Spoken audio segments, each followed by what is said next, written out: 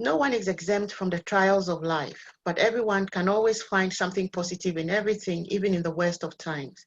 Hello, and welcome to Season 2, Episode 2 of our podcast series, the podcast that inspires and educates through the sharing of real life experiences. I am Sheila, your host, and with me today is guest Millicent Kuponiyi. Millicent lives in the UK, a wife, a working mom with 3 adorable children. She loves to cook, clean, and do a little bit of sewing in her spare time. Millie says, and I quote, "If you are a mom going through some struggles, just know that every stage you find yourself is an introduction to a new strength you never knew you had." Welcome, Millie, to Podcast with Sheila. Thank you, Sheila. Thank you. I do appreciate this opportunity given to me. So what is the best thing that happened to you this week? Being able to, I set little targets for myself, and I've been able to get them. So I think that's a positive thing for me this week. Yes. That's good. That's good to know with you. Great. What would be your candid advice to a woman, either married or single, going through a financial challenge? I would say I've been on that road, and I still am. I'm still trying to find my feet. Because before marriage, before kids, like a career woman. I went to work, make my own money, and then when I had kids, I not just having kids, getting married, I have to relocate, and everything for me changed. So I need to pick up myself from different angles. I would say it's important for women, married or not married, to have their own financial source. They have their own source of income, because you can't depend on totally on your partner or your husband 100%, because they also have their own challenges. Because when a woman has financial source for herself, it gives you a different sort of strength. It does. The confidence is different. Exactly. And you're always happy. The physical thing, like you're not mostly depressed or stressed, because financial stress can make you very depressed. But most of the time, when you have money, you can be able to do your stuff, do your own things, like look after your kids, buy things for yourself and for your children, or your own things that you want to do business-wise. It's very important. Exactly. You release a lot of stress from the home. Exactly. Because you're constantly on your husband's neck demanding. You get it. It's very important. Very, very, very, very important. It is. I think some time ago, in the lockdown period, and then I posted, do you think it's right for every woman to have a little bit of financial source of their own, a little bit of finance of their own, a little bit of money of their own? I think that was how I put it. Do you think it's right for every woman to have a little bit of money of their own? And I just posted it, and people kept bringing in their views. And one man said, "What?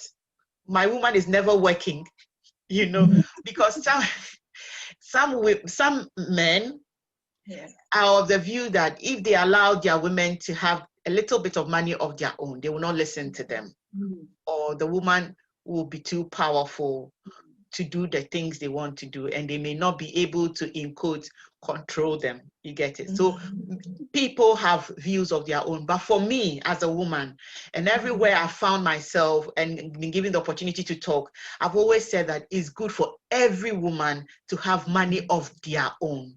Because when you need something, you cannot always go to your partner, your husband, or you cannot not always go asking. But every time you have your own money you can call your own, money you have earned, when you are spending it, the joy that comes with it. And even if you are able to lift your head up, because you know that you can take care of yourself. And if anything should happen out of the blues, you get it, you're still strong. You are not that weak or dejected, because you can keep going until you're able to put yourself together. But if you don't have money of your own, and your husband or your partner is the one providing all the time. Nobody is saying anything negative, touch wood. But if the relationship should end, or if it should go sour, or something else should happen, you see that you feel very dejected, very weak. It's as if you've lost all your support. You get it. But if you have something going, then you are always able to still put yourself together and keep yourself going together with the family. If you have children, keep them going until you're properly able to establish yourself financially. And I think it's always the best. If the men are listening to us, don't be angry. But I think it's the best advice anybody can give a woman, if you ask me. And even if your husband is giving so much to you, I think that it is best to put some away into a business or something, because money comes and goes. It doesn't matter how much you have. You get it? We can lose it.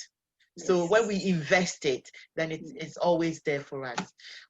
I really love that topic, and I think that on podcast is going to be a topic. I may be framing it in different ways, but then we'll keep having it, because I want to see people's views about every woman having their own money to be able to spend when they need it. Thank you very much for answering that question. It's very important. Money, I just want money. It's freedom. It is. And I think men that do not want their wives or their partners to have that freedom, because they know the essence of it. They know how important it is. Yeah, and I don't think money should change anybody's character. It should add values to your life. Exactly. Because you'll be able to do whatever you want to do. It should add value to your life. So it's very important. It's such a good topic to go more further in. Yes. Yeah.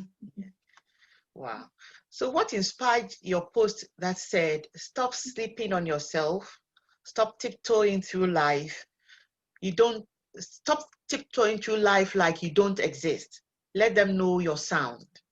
What inspired that post?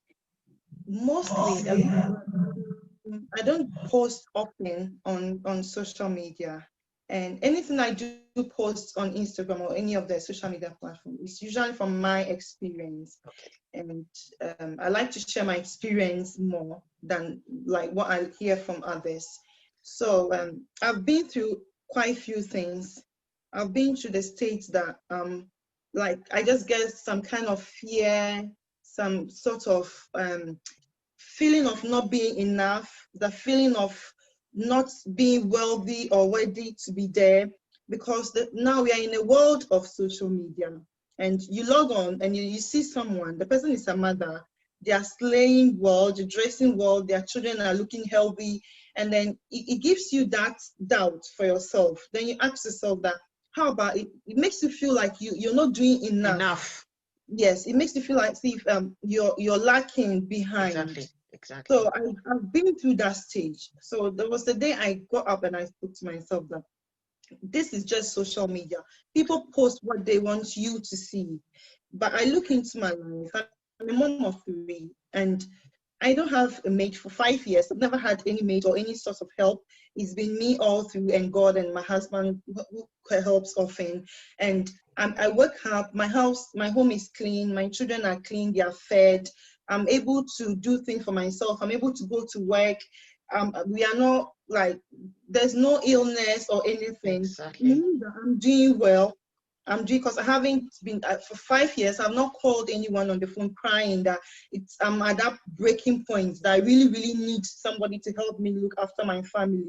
It means that I've been able to do something well for my life. So I had to stop comparing myself, start looking for my strengths, and then just focusing on myself. And like, if I see someone post, it shouldn't intimidate me. It shouldn't make me feel less of who I am. Exactly. So long as I can do, because everyone has challenges that they are not posting. I'm only seeing the beauty side of it.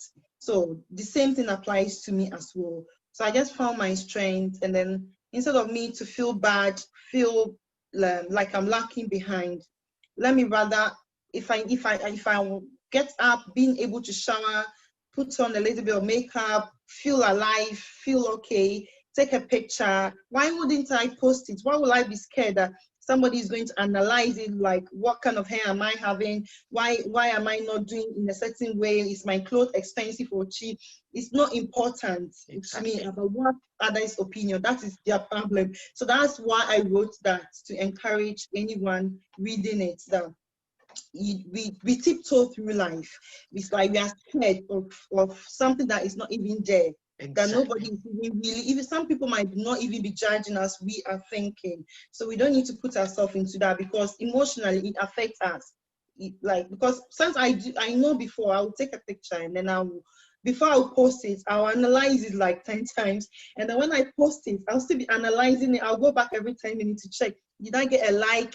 And like, no, I'm not living for that. That thing is there for 10 years, 20 years. I can turn back and look at, oh, I took this picture. It's for me, my own memories, not for people or what to think. So that encourages me to do that we shouldn't tiptoe through life. You should confidence in who you are. Do what you can do for yourself. And I believe everyone, as long as you're able to wake up and enter the bathroom, shower, if you have a family, your kids are fed, your home, you're able to clean your home, that is life. It's worth more than Instagram or what people are doing out there. Yeah, we should go through life. We have all the strength. Yeah. So that's what inspires me. It's a good thing. It's a good thing. It's a powerful thing you said over there. For me, once you have life, I think everything else will fall in place. Because if you have life, you have hope. So if we have the breath and we are living, then you know that everything else shouldn't be a problem anymore. Yes. I've been on the road between life and death, just a thin road between life and death in 2019. And this is a story for another day, but I'm just chipping in a little bit because of what came up. And I had sepsis out of a miscarriage that was not treated properly. And I was here today, the next moment I am going. You get it? And sepsis is only few people who survive sepsis when they get it. And I didn't even know what it was until I was on the hospital bed and I was in so much pain. I was so cold. My nerves were about to shut down. And so I spoke to the nurse and I said, why is it that I'm so cold? I'm so cold. I feel very cold inside, but my body is very warm. And so they don't want to give me a blanket. So I'm calling for a blanket and they're not giving me because they're saying your temperature is too high and we need a temperature to come down to be able to do a surgery on you to get the remains out. Until that we can. So I'm so cold. So I kept complaining, why am I so cold? Why am I so cold? And she said, because you have sepsis. And until then I didn't even know anything called sepsis. So quickly I got my phone and checked what sepsis was. And on the bed, I just started thanking God for my life. And I think just after they had told me, because you have sepsis, I think 30 minutes or 45 minutes down the line, they came to check my apps. And the next thing I saw, about 9 doctors had surrounded my bed. Wow. Because my heart rate had dropped. Can you imagine? But I was just lying in the bed and I wasn't feeling anything. I was feeling my usual self, but I know I'm not well. And my heart rate had dropped and they had come to inject something inside of me to pick my heart rate up again. They rushed me quickly to the intensive care unit. So I'm just thinking, I could have just gone like that. And I think that once you have life is the most important thing. If you have it, forget about everything else that is going on around you. It is you and your life and the way you live it to suit you and not someone else out there. You get it? So I've always valued life, but when I came out of that situation, I saw life differently and I value it more. And since growing up, I've never been bothered about what anybody says. So growing up, my sisters used to say, you are not nice. They had a way of saying, you are saucy. They had the way of saying it. That meant that I'm not sociable and all. And I said, I like it the way, if not being sociable is taking me to the place where I want to be in life, I like it. I can't live it to please anybody but me. Yeah. Right. I've been through what you've been through before. Yeah. But mine was like a miscarriage. Okay. I was pregnant with triplets. That was yeah, that was before I got married. Though that was a relationship I was in before I got married, and it was heading for marriage as well. So I was pregnant with triplets, and Wow. I woke up one morning and I started feeling dizzy, Okay. and then I felt weak, so I was bleeding at the same time. Then I asked my sister to call a taxi because I couldn't drive myself to the hospital. At the time, I was in Ghana. So when I got into the bathroom to wash myself before going to the hospital, I asked my sister to bring me a chair because I was feeling very dizzy. That was all that I could remember. But then it felt like I was dreaming, not knowing that I was just going. I was just going. But I could hear, when I woke up, I was in the hospital, but I could hear my sister shouting, screaming my name. But then it was like a dream. I was walking through like a desert path, and as I was going, there was nothing there, and I just heard a loud shout. And then I woke up and then I opened my eyes, and my sister said, she came to meet me in the bathroom, like on the floor. So since then, I knew there's a thin line between life and death. My God. You just 1 minute you are here, the next minute you are gone. It was the second chance that God gave me, because I went through at that period of time. It was really very bad for me. It's also an experience that maybe I'll share later. Later on. Yeah. So we don't have to take life too serious, and also not also to just live anyhow, if I'm using the right English. Yeah. You just have to always do what is best for you. Exactly. Exactly. You don't have to follow what others are doing. Just always look inside you, so long as you're doing the right thing for yourself. Oh my God. So inspiring. Moving forward. So what is the story behind your emotional, physical, and mental strength as a woman and a mother? It's been a lot. It all boils down to my pregnancy, my first, because I've been the type that I was very bubbly, happy, independent. Don't really I don't hold grudges, so I'm always happy. I sleep well, and I always planned my life. So when I met my husband, as every single girl, you plan or you have kids, you have a very happy home. Have dreams, you have your dreams, everything will go as you plan. The life happens. When I got pregnant, I was so happy, looking forward to my baby, everything. And then when I had my daughter, during the scans, they didn't pick up on anything. Then when she was born, then they picked up on a diagnosis, which was like which was going to affect her delay in growth. So delay in like speech, delay in walking, and all that. Yeah. So it was so hard for me. That truly broke me down, and I don't know. I'm getting lost here. So that broke me down, and it's changed the plans that I thought I had. So it's me that I'm going to have a new life around my daughter, a new way of doing things.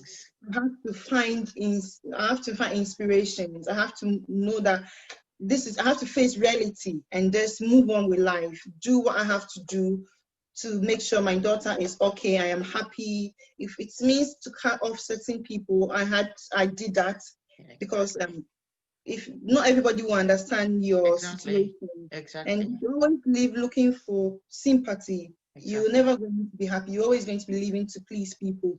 So I have to learn that.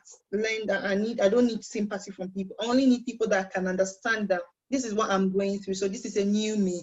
If you knew me to be always happy and picking your phone calls, doing things with you, you're not going to get that part of me anymore, because I have a new responsibility to take care of.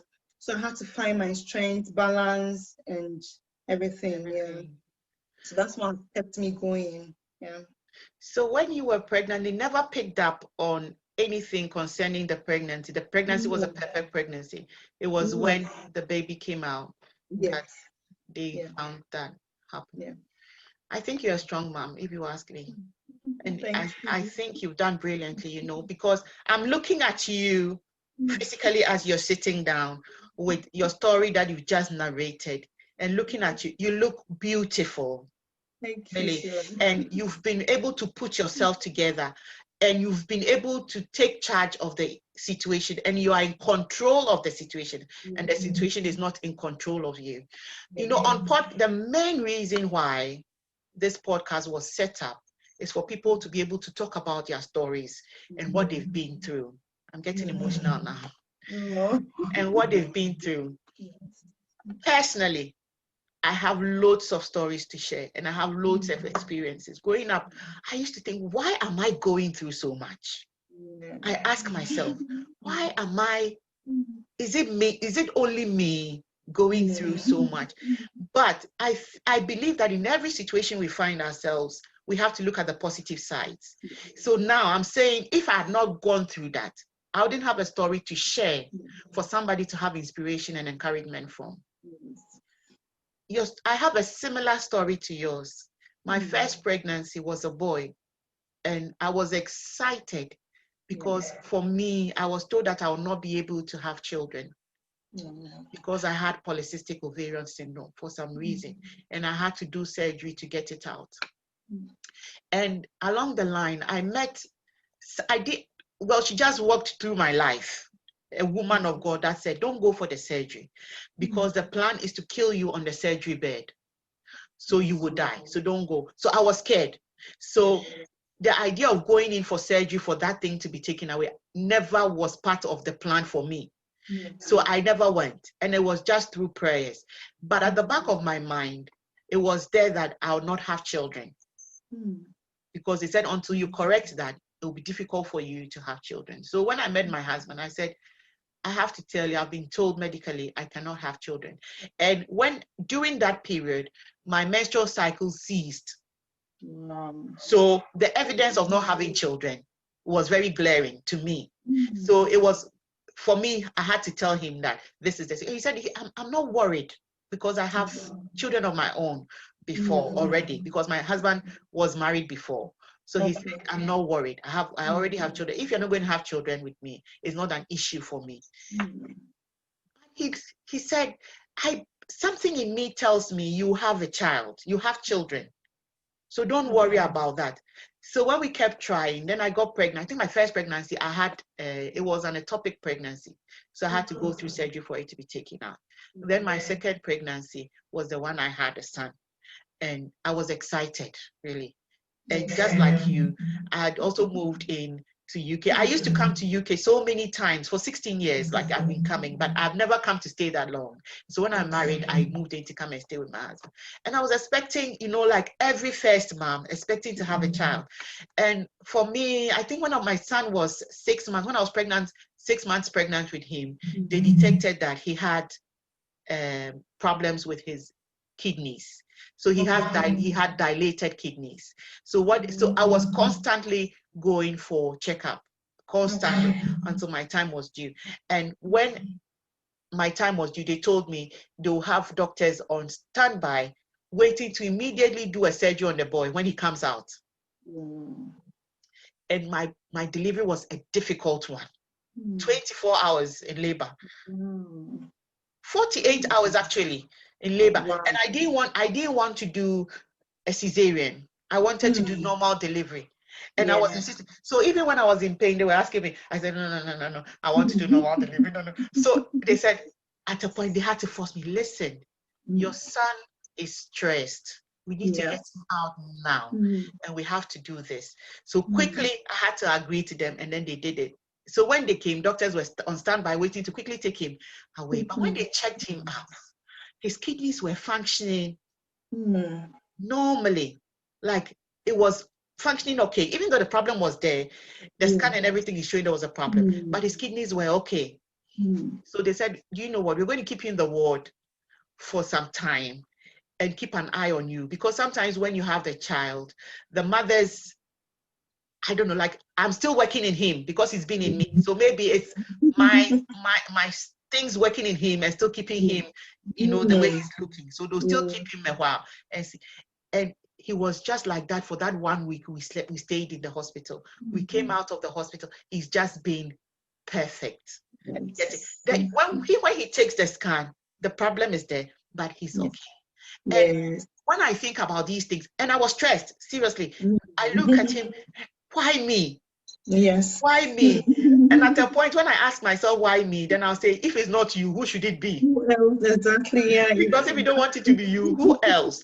But then, so I always stress that our problems, like you said, when you go through struggles, then you get to realize a different strength you had that you never knew you had.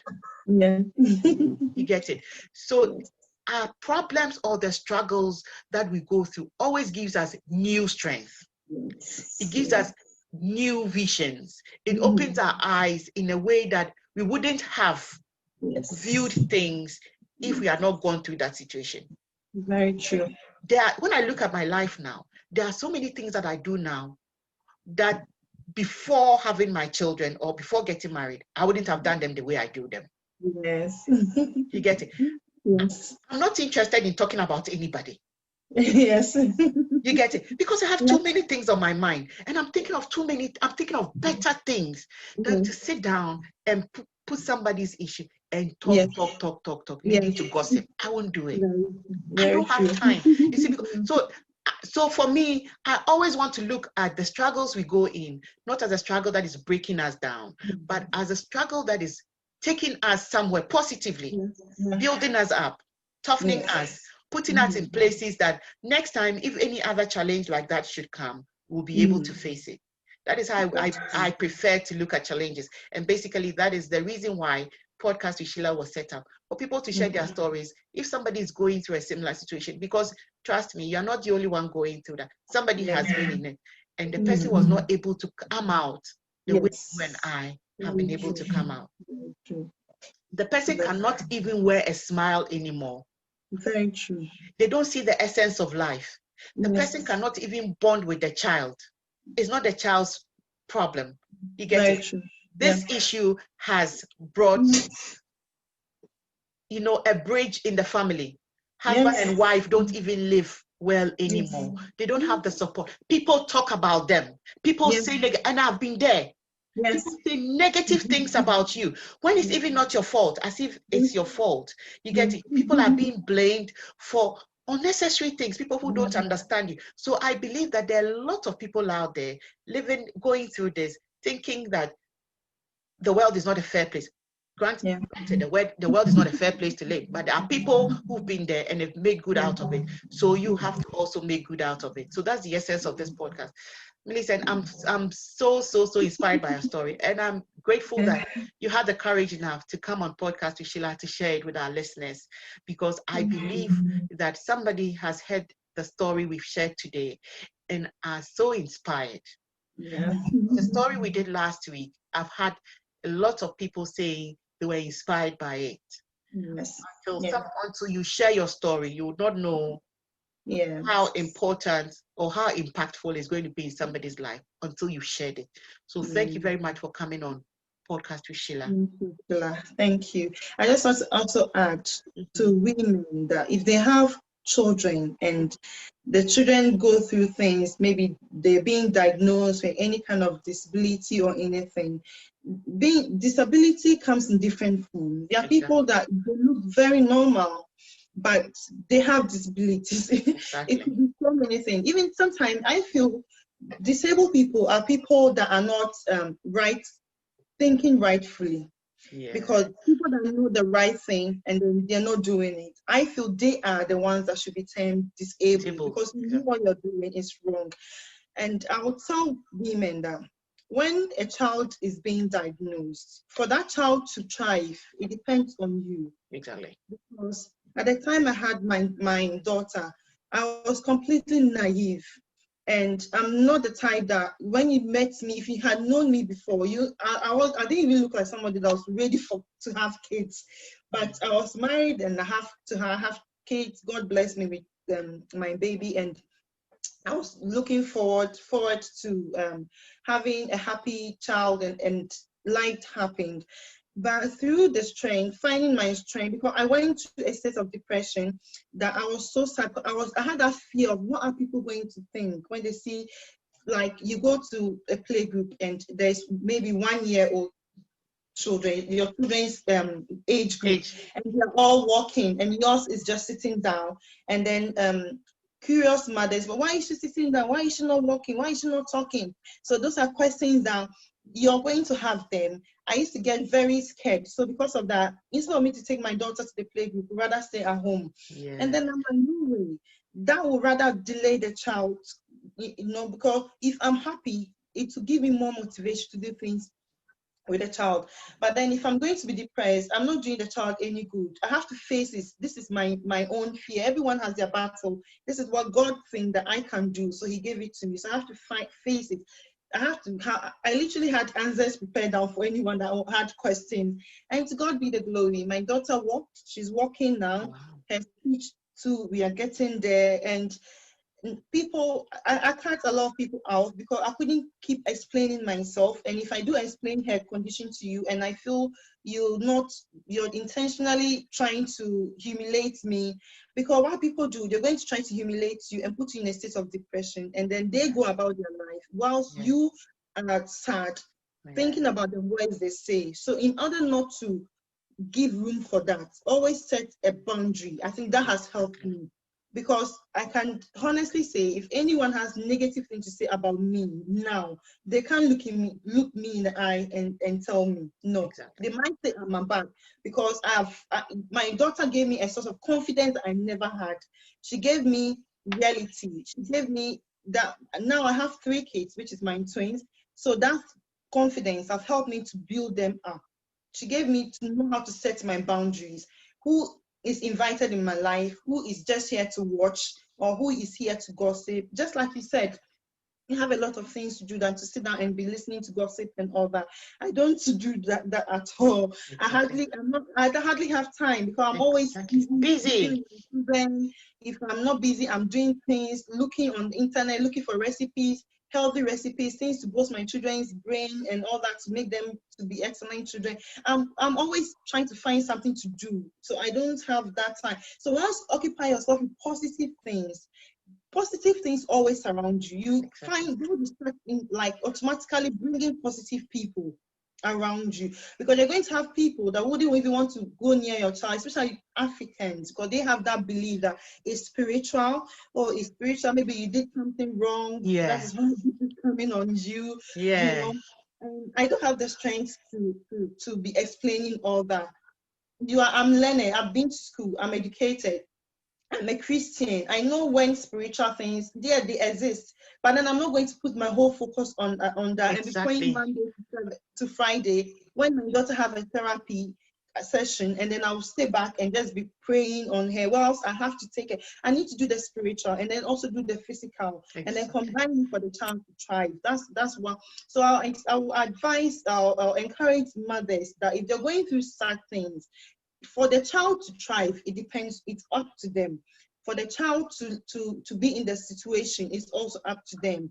Whatever they can do for themselves, they should surround themselves positive people. Positive people, do positive things. If you need to cut people off, cut them off. If you need to just make sure that whatever become any negativity will drain you, because that situation alone is enough to drain you. It's enough to make you go into a very dark place of your life. Whilst people are enjoying their life. So it's so important that they shouldn't allow negativity at all near their children, near their home, themselves. It's very important. Very important. Wow. I was going to ask you, what will be your final word of advice to our listeners, if you have any more, but you've given us a lot. Thank you for coming on podcast with Sheila. Your words of advice. If anybody is listening to us, I think they are golden. And thank you very much for coming on podcast to share this story with us. If you've been listening in, I would like to recommend to you an organization, for women known as Skilled Hands Organization. And what this organization do is they empower women through vocational skills or artisan craft workshops. And they give free workshops in tailoring, in millinery, in soap making, bag making, and jewelry making, free to women living in Nottingham who are unemployed, who are stay-home moms, or who are women on low income. If you are interested in these workshops, you can reach them on 074-8687-6873. Just to be clear, it's only for women living in Nottingham, UK, and it's free to them. On this note, would like to say a very big thank you to everybody who listened in. You've been listening in to season 2, episode 2 of our podcast series with Podcast with Sheila, where we bring to you seasoned guests with inspiring life stories to share with us. Do not miss out on all these lovely experiences. Subscribe and be notified when a new podcast is released. We have a video presentation of this show on our YouTube channel. If you would like to see us in pictures, just search Podcast with Sheila on YouTube and you will find it. On this note, I'd like to say a massive thank you to our listeners from 17 countries around the world. This show continues to grow stronger and stronger because of your support. Podcasts with Sheila is aired on 7 listening platforms: Apple Podcasts, Google Podcasts, Spotify, Breaker, Overcast, Pocket Cast, and Radio Public. Please don't forget to subscribe, like, and share this episode if you have been inspired by it. Have a brilliant week ahead, and until we meet again in a fortnight, Shalom.